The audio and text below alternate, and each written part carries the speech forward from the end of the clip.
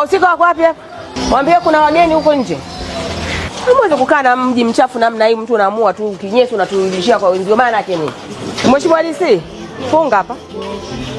Mpaka mwenye baa na mhusika atakapo report ofisini kwako.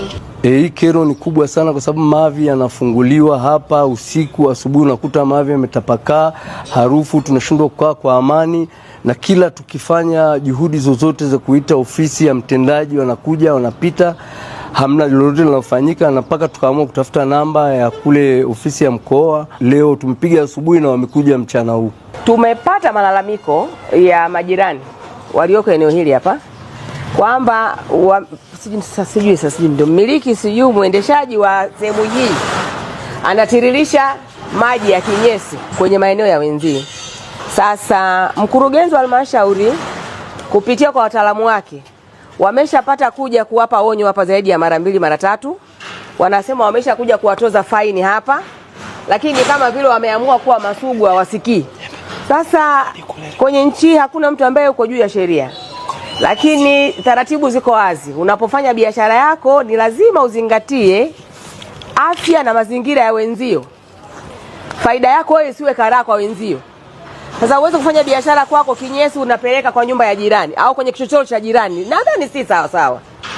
Sasa tutakapompata mmiliki watatuambia lini wanaboresha mazingira huko nyuma, wanachimba shimo husika kwa ajili ya kutiririshia hayo maji, au hayo maji wanayasogeza sasa, wanayatengenezea njia ya kwenda kwenye sehemu husika, ili sasa watu waweze kupata kuishi vizuri kwa huko nyuma, lakini na wao waweze kufanya vizuri biashara yao. Lakini hili ni angalizo, sababu pia hata ukipita kwenye uchochoro huu unaona jinsi ambavyo ulivyokuwa mchafu. Na nakumbuka nilishaelekeza waheshimiwa wakuu wa wilaya usafi wa kila Jumamosi na kuhakikisha wafanyabiashara wote kwenye maeneo yao ya biashara yanakuwa masafi. Sio tu kufanya mji wetu uweze kupendeza, lakini pia ni afya.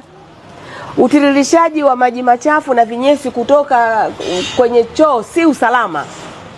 Sasa hivi ni kipindi cha karibu ya mvua, tunategemea mvua. Mvua zikianza kunyesha hivi zikakutana na hayo maji machafu hapo nyuma, kipindupindu kikiamka, watasema serikali njooni mje msaidie watu huku, wakati tumeamua sisi wenyewe kukaribisha kipindupindu hicho, kwa sababu kipindupindu ni ulaji wa kinyesi chenye vijidudu ambayo haiwezi kuepukika, tunajuaje.